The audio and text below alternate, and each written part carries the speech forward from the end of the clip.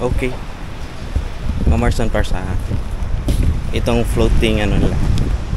Anong tawag ito? Pantalan. Ay ano? Galing sa ano?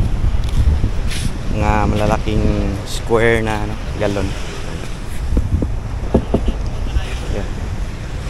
Pinagkumpol-kumpol nila para pag ano, malalim yung dagat, lumilitaw lang ito.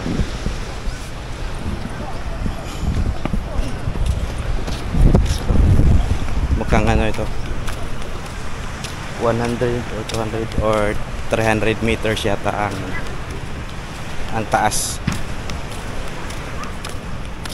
Yung mga mag-island hopping dito, yung mga bangka dito, yung bangka ano, sumasakay yung mga tao dyan. Kung gusto nyo na ano, mga speedboat, yung mga mahal, pwede din.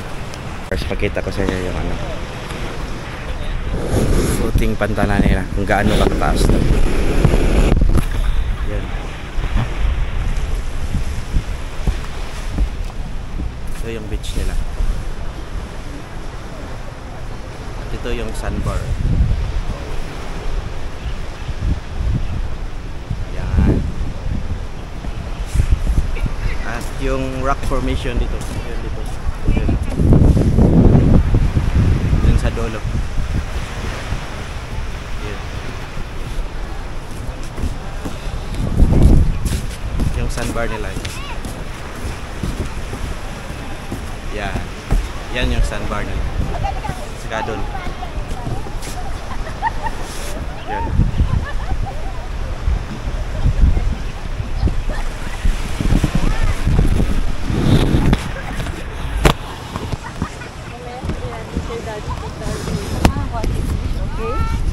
So pupunta tayo sa dulo. Doon. Yung may speedboat.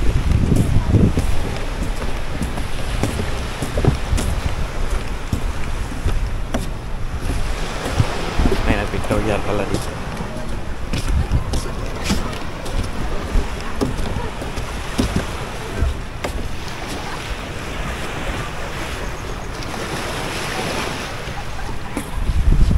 Dito lang tayo mag-picture.